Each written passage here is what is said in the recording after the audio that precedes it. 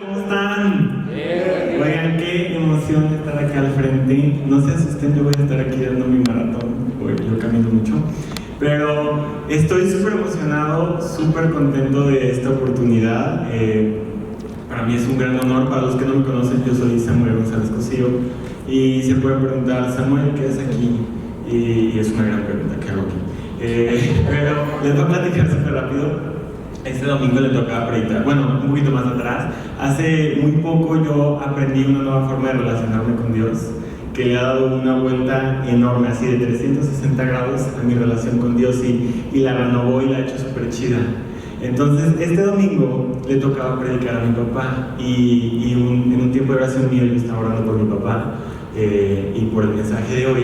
Y entonces el Señor puso súper fuerte en mi corazón: Samuel, es tiempo de que vayas y compartas la forma en la que tú te has relacionado conmigo.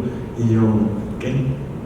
Y yo dije, Señor, ¿por qué? Esto es algo súper tuyo y mío, es mi relación contigo, ¿por qué tengo que ir a compartirla? Y entonces Dios me decía, Samuel, es que si mi iglesia y mis hijos entendieran a relacionarse de esta manera conmigo, tendrían una relación sana. Hoy nos gusta calificar todas las relaciones como tóxicas o sanas, ¿no? Tóxicas y no tóxicas. Entonces Dios me decía, si mis hijos y mi iglesia entendiera esto, se relacionaría conmigo de una forma súper sana. Ok, entonces pues aquí estoy compartiendo.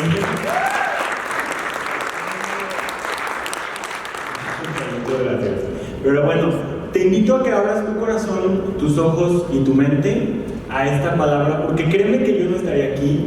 Esta es la primera vez que predico y yo le decía, Señor, no, ¿por qué quieres que vaya y lo comparte? Yo quiero se lo digo a mi papá y que lo predique él.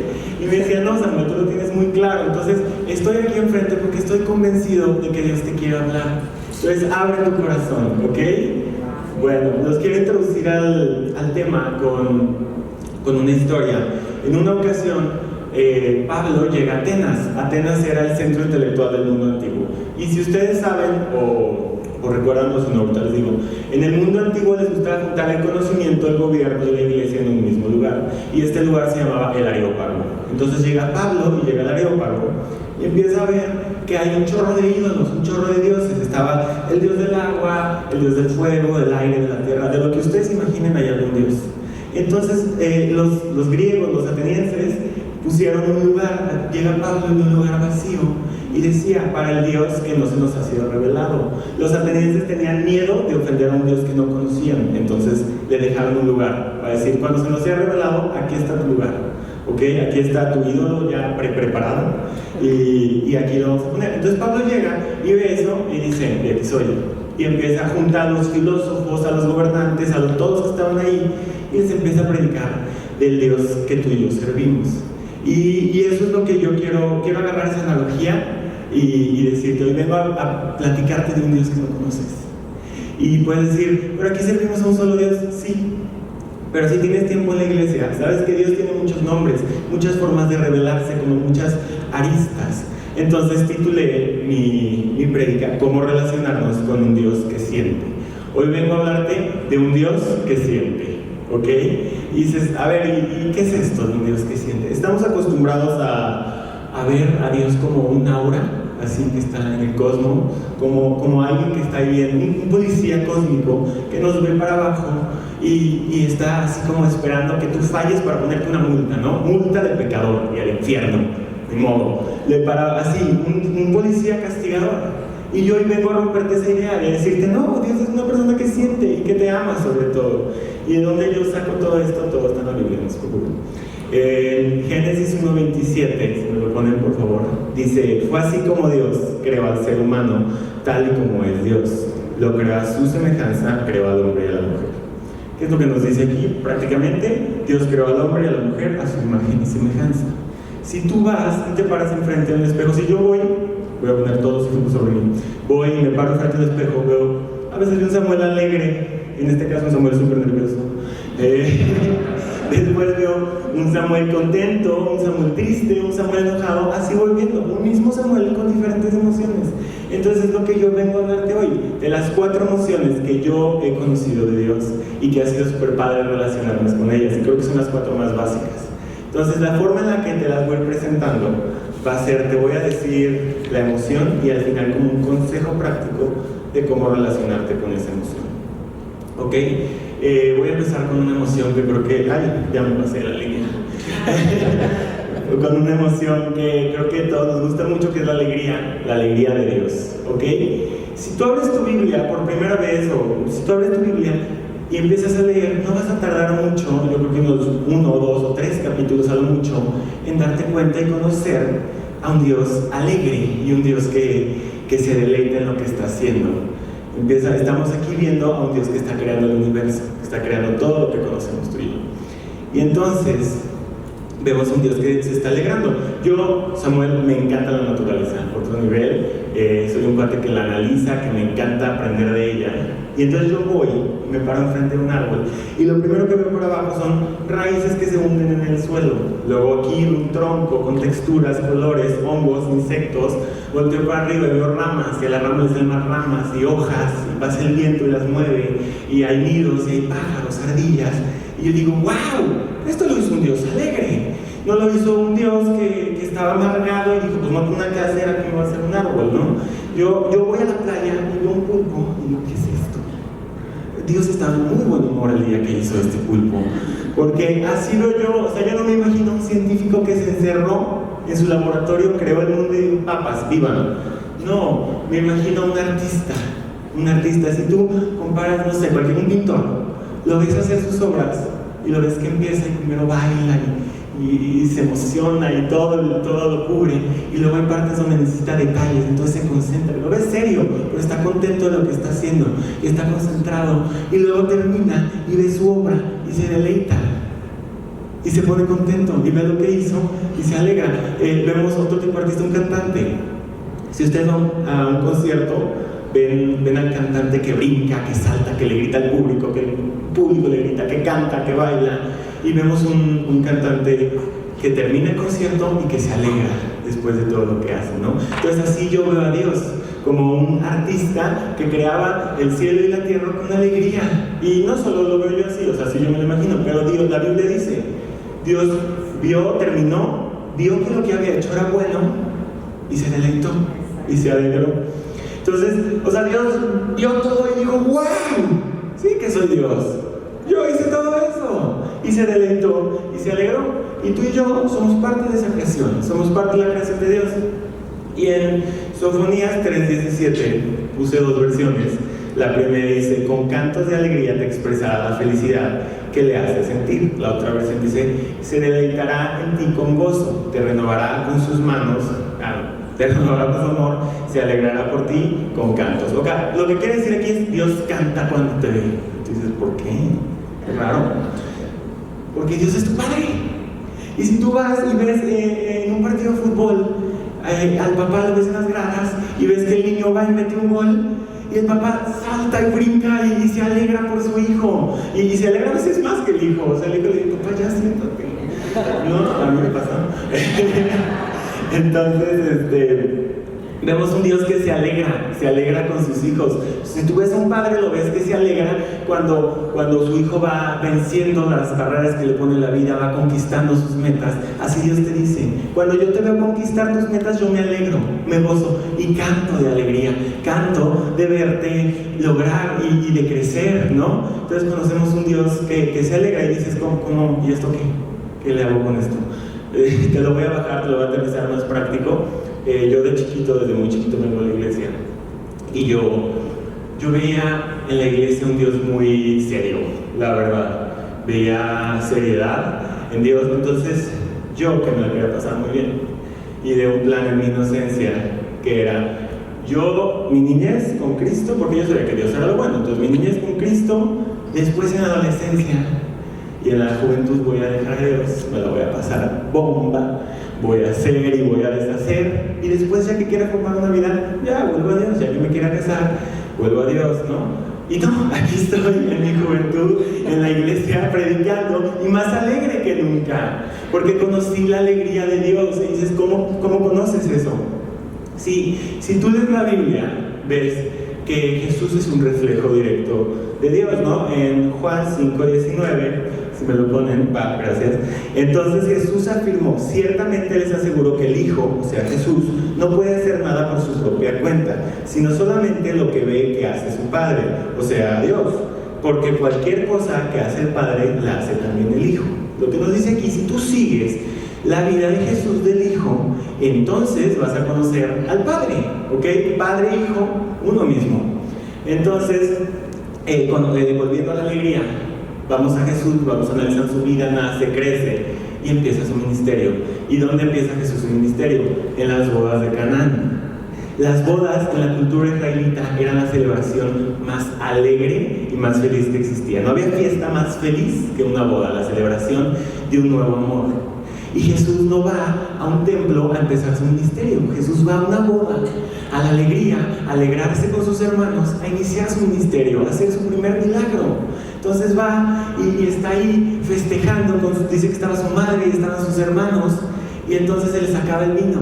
Y no dice Jesús, se les acabó, aquí tienen el agua, agüita mineral, órale, bájensela. No, Jesús va y dice, se les acabó el vino, no se preocupen, aquí hay más y de mejor calidad, y agua, vino, tomen. Y a ver, no me vayan a malentender, yo no te estoy diciendo, ve y emborráchate que Dios te va a dar más vino.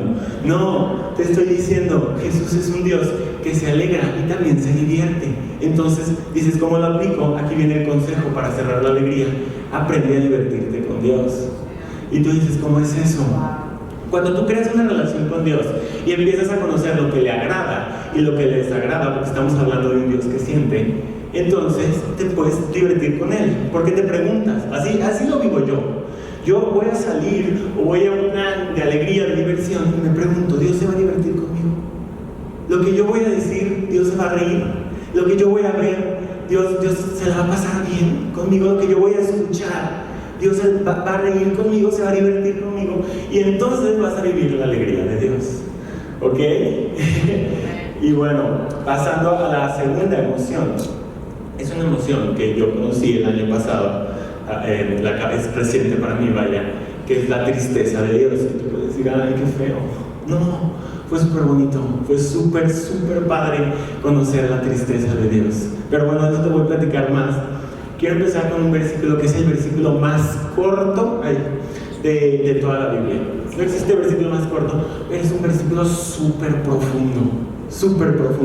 Hay versículos que son larguísimos y al final dicen una idea, pero este dice muchísimo. Y el versículo es Juan 11:35, dice Jesús lloró. Ese es todo el versículo. Ahí se acabó. Jesús lloró y es súper profundo. ¿Y por qué? Ahorita lo vamos a ver. Este versículo se escribe en el contexto de Lázaro. Si no te sabes la historia de Lázaro, te la cuento súper rápido. Lázaro era un muy amigo de Jesús, muy cercano, y se murió. Y entonces Marta y María se acercan a Jesús. Marta y María son sus hermanas, las hermanas de Jesús, las hermanas de Lázaro.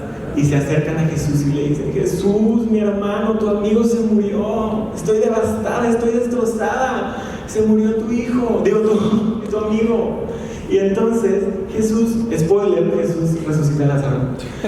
Necesitaba spoilerlo porque tienen que entender. Jesús no llega a la casa de Marta y María y patea la puerta y les dice, dejen de llorar, incrédulas, que yo lo voy a resucitar. No, llega a la casa, abre, se encuentra con Marta y María destrozadas por la muerte de su hermano, llorando. Y entonces es cuando escriben, Jesús lloró, porque se acerca a Marta y a María y les dice, yo entiendo tu dolor, entiendo esto que duele porque también era mi amigo. Y se acerca y llora con ellas y las abraza y les dice, aquí estoy, consolándote. Y cuando terminó de consolarlas, entonces fue y hizo el milagro. Pero primero lloró. Ok, y voy a abundar más en esto, pero quiero contar otra historia. En otra ocasión ya van a matar a Jesús, y Jesús sabía que lo iban a matar. Y una noche antes de que lo mataran, que lo arrestaran, va y sube un cerro. Lo último que yo haría, si mañana me van a matar, es subir un cerro. Pero bueno, Jesús va y sube al monte de Getsemaní. Y en el monte de Getsemaní, en la cumbre, se pone a orar, a hablar con su padre, y empieza a llorar y empieza a sudar sangre. A ver, yo no me sé bien la teoría, pero sé porque lo investigué, lo estoy inventando, que cuando una persona suda sangre es porque entra en un estado de ansiedad y de tristeza muy fuerte, de desesperación y de ansiedad de no saber qué hacer. Entonces suda sangre, no sé por qué, pero así es el cuerpo humano. Entonces Jesús que estaba sudando sangre y llorando. En Mateo 26:38 es Jesús hablando a sus discípulos, dice: mi alma está destrozada de tanta tristeza hasta el punto de la muerte. Jesús, Dios hecho hombre, estaba destrozado, estaba tristísimo, estaba en una ansiedad, en una angustia horrible. Jesús hecho hombre, Dios hecho hombre. Y entonces aquí es cuando yo te lo pongo en un ejemplo práctico en mi vida. Cuando yo estaba chico, mi papá me hacía leer un capítulo de la Biblia y escribir un versículo, ¿no?, en un cuaderno. Y me daba un premio, una paleta, una galleta, algo. Y yo era muy flojo. Bueno, sigo, pero era más. Y entonces yo leía y buscaba el versículo más pequeño. Entonces en una ocasión me pone a leer la historia de Lázaro y yo encuentro a Jesús lloró. Y yo, ¿ya qué sabes? Jesús lloró. Y le entrego la Biblia, el cuaderno de mi papá, mi galleta, por favor. Y me acuerdo que mi papá lo ve y me dice: ¿estás bien? ¿Esto por qué? Y yo ante todo muy honesto le dije: papá, era más cortito y yo quería mi galleta. Y bueno, pasan los años y llega el año pasado y yo entro en una tristeza súper grande, súper fuerte, de mucho tiempo, muy profunda, muy fea. Y en una ocasión una persona llega, no quiero decir que contesten el nombre, llegan y me dicen: la depresión es falta de fe. Y yo dije: santo.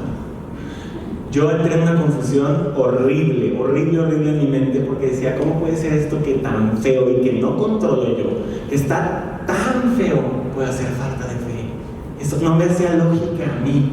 Y pasé muchos días confundido y con esa tristeza muy feos. Y me vino a la mente este versículo: Jesús lloró. Entonces yo me puse a leer el capítulo completo y me puse a leer más y a investigar más, y leo esto de Getsemaní y encuentro y descubro un Jesús que llora, un Dios que se entristece contigo. Entonces yo llegué y le dije: Dios, aquí estoy, lleno de ansiedad, de tristeza. Y me quedaba callado. Y yo nunca sentí la presencia más fuerte de Dios cuando me quedé callado, más que cuando me quedé callado. Y bajó y me abrazó y empecé a llorar. Terrible, empecé a gritar, mi familia se asustó muchísimo. Empecé a gritar y a llorar súper feo, pero sentía la presencia de Dios que me decía: aquí estoy, yo siento tu dolor, siento lo que estás sintiendo. ¿Y qué te quiero decir? A ver, la vida nos va a golpear a todos, la vida no es de color de rosas. Y creo que eso nos tengo que explicar. Si alguien llega a mí y me dice: no, mi vida sí es de color de rosas, le voy a decir: tú estás en coma y despiértate. Porque si tú vives las mismas 24 horas que yo y vives los mismos 7 días de la semana y los 12 meses del año, vas a saber que la vida golpea y golpea bien feo y te derrumba y te tienes que volver a parar, porque así es la vida. Y tú dices: no, pero yo vine a Dios para que mi vida sea de color de rosas. Lamento decirte que así no funciona, porque Dios lo que te dice es: sí, la vida te va a golpear, la vida te va a tirar, pero la diferencia es que no vas a estar solo. Es que yo voy a venir y te voy a abrazar y voy a llorar contigo y voy a transformar tu tristeza en alegría, en un milagro, como lo hice con Lázaro. Y entonces aquí entra el consejo práctico, que es: ten momentos de oración con Dios en silencio. Si te puedes quedar con un consejo de toda la prédica, quédate con esto: ten momentos en silencio con Dios, porque son grandiosos. Yo los descubrí el año pasado, en donde llegues en tu ansiedad, en tu desesperación, y llegues y me digas: Dios, aquí estoy con una ansiedad que ya no me salen las palabras, y ponte una oración o quédate en silencio. Si vas manejando, solo hazlo, no cierres los ojos. y quédate ahí. Y quédate ahí, porque vas a sentir cosas increíbles. Y va a venir Dios y te va a abrazar y te va a decir: no te preocupes, hijo mío, porque yo voy a transformar esta tristeza en un milagro, en alegría, y te voy a cambiar. Y hoy se los digo yo de primera mano: la tristeza que sentí el año pasado, Dios la transformó y la cambió. Y hoy estoy aquí súper alegre, súper contento y vivo una vida súper plena, con una relación maravillosa con Dios. Entonces, ten momentos en silencio con Dios. Me encantó el Dios que llora, me encantó el Dios que me abraza, pero existe también el enojo de Dios. Y no nos gusta pensar en esto, con mucha razón, porque tú no quieres un Dios enojado y yo no quiero un Dios enojado. No es padre un Dios enojado, pero es una arista y es un sentimiento que Dios también siente. Siguiendo como esta analogía de Dios, de Jesús igual a Dios, vemos a Jesús que en una ocasión llega a un templo muy antiguo, un templo de Dios, emocionado por ver la casa de su padre, y se encuentra con que el templo lo habían convertido en una especie de casino, como de mercado, y de cosas que no iban ahí y que eran pecado. Y entonces Jesús dice, le entra una ira, un coraje súper fuerte, y dice: aquí no hay tiempo de abrazar niños ni de parábolas del pescador. Aquí me armo un látigo, y empezó a sacar a todos. A ver, ojo, nunca dice que le pegó a nadie. Mira, yo no sé, pero nunca dice que le pegó a nadie. Pero sí dice que destruyó las mesas y que sacó a la gente para devolverle la integridad al templo y a la casa de su padre. ¿Y por qué digo que no le pegó a nadie? Porque Jesús transformó esa ira en una ira constructiva, donde le devolvió la integridad a la casa de su padre. ¿Ok? Y tú me puedes decir: sí, pero Jesús dijo que pusiéramos la otra mejilla. Sí, pero no confundas la humildad y la mansedumbre que tuvo Jesús para subirse a una cruz para salvarnos a ti y a mí, con la ira constructiva de sacar el pecado de su casa, con el celo que siente por sus hijos, por decir: yo no me quiero alejar, porque el enojo de Dios es lo que más mueve a Dios.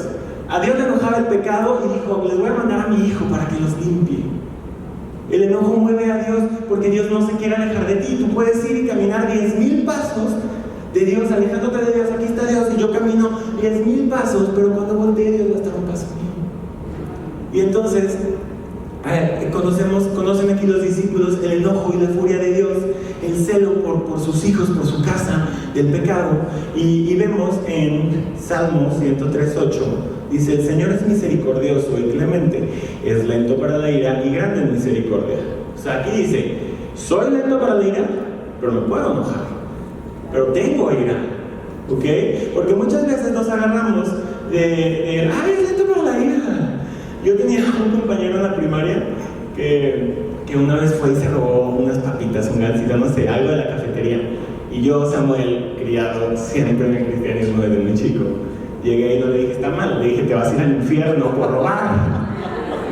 Y el pobre niño asustado me dice: Samuel, no te preocupes, yo mañana voy a misa a confesarme. Y yo: este niño sabe, este niño tiene hacks de vida.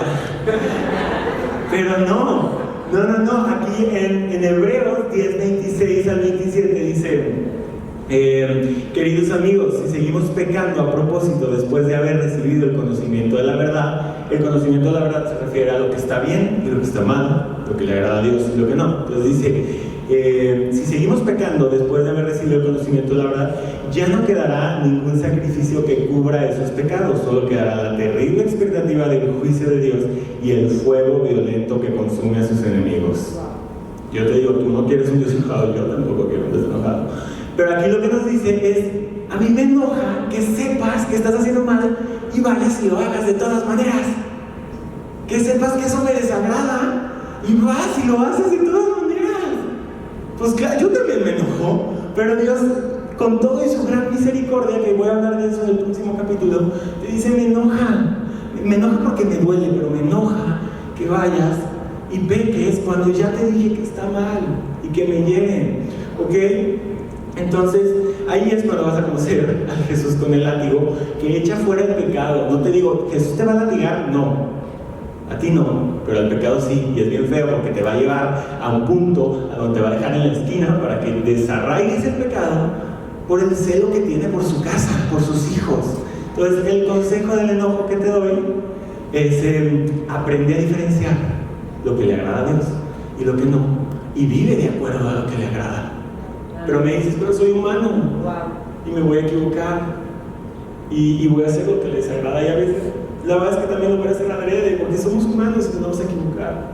Entonces conocemos la siguiente emoción de Dios, que esta es la emoción que calma el enojo, es la emoción más grande que tiene Dios, es la emoción que lo mueve, y que ante todas las otras emociones que ya vimos, esta es la verdadera emoción que mueve a Dios, que es la ternura de Dios, el amor de Dios, la dulzura de Dios. ¿Ok? Y esta, ¿dónde la conocemos en la Biblia? Después de que pasa esto de Jesús en el templo con los latigazos, eso, los que van narrando la historia de Jesús son sus discípulos. Entonces pasan unos capítulos donde no se entiende muy bien si son semanas o días, pero pasa un tiempo relativamente corto y Jesús se encuentra ya fuera de una ciudad. Y entonces dice la Biblia en Mateo 19, 13 a 14, dice: cierto día algunos padres llevaron a sus niños a Jesús para que pusiera sus manos sobre ellos y orara por ellos. Pero los discípulos regañaron a los padres por molestar a Jesús, pero Jesús les dijo: dejen que los niños vengan a mí. Yo sé que este versículo se ha usado en otras ocasiones para otro aprendizaje, pero lo que yo quiero que veas aquí es que los discípulos acaban de conocer a un Jesús enojado. Entonces Jesús está sentado y ve que los niños se le acercan y le dicen a los padres: quita tu mocoso de aquí. ¿No ves que es su santidad? ¿No ves que es Jesús? Y Jesús les dice: no, dejen que vengan a mí. Y a ver, quiero dar contexto de esto. Jesús estaba afuera de una ciudad y la higiene de esta época no era muy buena. Entonces quiere decir que los niños venían de dar un recorrido por el campo, un gran camino a Jesús. Y luego en esa época, yo estoy seguro que todos los niños tienen piojos. Entonces el niño estaba puerco, piojoso, con el moco seco aquí, cansado, jadeando. Y Jesús llega y lo sienta en sus piernas y lo abraza y juega con él y le platica. Porque estás de acuerdo que Jesús tenía el poder de decirle: a ver, niños, aquí, circulito, 1, 2, 3 por mí, por todos sus amigos, orados, vámonos a su casa. Y mocosos. No, los sentó en sus brazos, en sus piernas, y los abrazó y jugó con ellos y les platicó historias y parábolas y después oró por ellos. Y en otra ocasión, no recuerdo bien si es antes o después, pero en otra ocasión vemos que Jesús está caminando de ciudad en ciudad y se encuentra con un grupo de leprosos. Y no sé si sepas bien, pero cuando les daba lepra en esa época, como no tenía cura, los sacaban de la ciudad y los trataban como animales bien gachos. Y ni siquiera entre leprosos se tocaban por miedo a contagiarse la lepra en diferentes partes del cuerpo, ¿okay? Entonces los leprosos podían pasar años, imagínense, años sin contacto humano. O sea, aunque estaban entre leprosos, no se tocaban. Entonces pasaban años sin contacto humano, años. Aún la persona que llega y me dice: a mí no me gustan los abrazos, a mí no me gusta que me toquen. Te aseguro que una vez al año te gusta que te den un abrazo, te gusta que te toquen y que te apapachen. Entonces llegan los leprosos y llegan con Jesús y le dice el leproso a Jesús, le dice: Jesús, si tú quieres y si está en tu voluntad, límpiame y sáname. Y a ver, estoy seguro que si Jesús lo hubiera sanado y limpiado, el leproso no hubiera olvidado eso, ni a Jesús. Pero Jesús dijo: sí quiero, y fue y lo tocó y lo limpió. ¿Ok? Entonces el leproso no olvidó la sanidad, pero no olvidó ese primer toque. Después de años de ser tratado como animal, de ser tratado como basura, alguien que no se le puede acercar, va Jesús y lo toca y lo limpia de toda lepra. Entonces conocemos a ese Jesús que te dice: sí puedes pecar, sí vas a equivocarte, pero no te preocupes, porque aun cuando tú estás piojoso, con el moco seco y todo puerco, yo te voy a abrazar. Y cuando estés lleno de lepra y asqueroso y tú mismo te des asco, porque cuando pecamos a veces nos damos asco, decimos: ay no, ¿por qué hice esto? ¡Qué horror! Y Jesús dice: no te preocupes, yo te toco y te limpio. Y entonces aquí te doy el consejo de la ternura: no trates de limpiarte antes de bañarte. Es una ironía que tú llegues y digas: ay, ok, ya corrí mi medio maratón del día, porque aquí todos somos super fits. Entonces, ya corrí mi medio maratón del día, me voy a bañar. Ay, pero primero voy a agarrar una wipe y una toallita húmeda, y me voy a limpiar y me la va a pasar por todo el cuerpo. Y ahora sí ya me voy a meter a bañar. Pues qué ilógico. ¿Por qué harías eso? No te va a servir de nada en primer lugar. Solo vas a moverte la mugre de un lado a otro. Entonces, no trates de limpiarte tus propias fuerzas. Yo estaba escuchando un podcast esta semana de unos prisioneros que los entrevistan. Y bueno, pues aquí en México, como ya sabemos todos, les hicieron unas injusticias a estos presos. O sea, tenían más años de los que deberían. Y entonces la entrevistadora llegaba y les decía: ¿por qué no haces una apelación para que te quiten esos años extra? Y los presos decían: porque sí estoy pagando, porque sí hice cosas bien gachas. O sea, me juzgaron de una cosa de la que me descubrieron, pero antes de eso hice un chorro de cosas más. Pero los presos ahí estaban tratando de limpiarse en sus fuerzas, porque se sentían sucios y pecadores. Y entonces aquí es donde te digo, no te trates de limpiar en tus fuerzas, porque uno, no vas a poder, y dos, Jesús te dice, yo soy el agua y ese jabón que te va a dejar oliendo riquísimo. ¿Por qué te quieres pasar un agua hirviente? No vas a poder, no intentes limpiarte en tus fuerzas, porque no vas a poder. Mejor métete a esa regadera de agua fresca o calientita, como te guste, y pásate ese jabón que te deje oliendo riquísimo y como nuevo, y límpiate. ¿Ok? Y bueno, ya para terminar, ay, qué rápido se pasó. Para mí.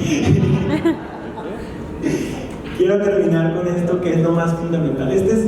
Híjole, pon aquí muchísima atención, por favor, porque esto es la clave medular de todo el mensaje, ¿no? Aquí dices, ok, Samuel, ya entendí los sentimientos de Dios, pero ¿y esto qué? ¿Esto qué? Entonces, aquí es donde te digo, es muy fácil que yo me pare y te predique un Dios castigador, que te diga, estas son las reglas, y si te sales estás fuera, al infierno, pecador. Pero no, hoy vengo con el Espíritu Santo de frente, porque estoy seguro que Él me trajo aquí a compartir este mensaje, y te digo, y te enseño un Dios que siente. ¿Qué siente?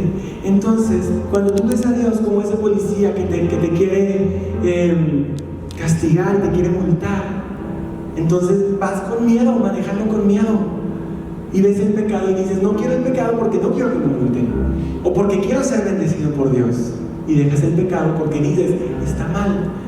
Pero cuando tú entiendes que Dios siente, dices, es que eso le duele a Dios, y yo amo a Dios.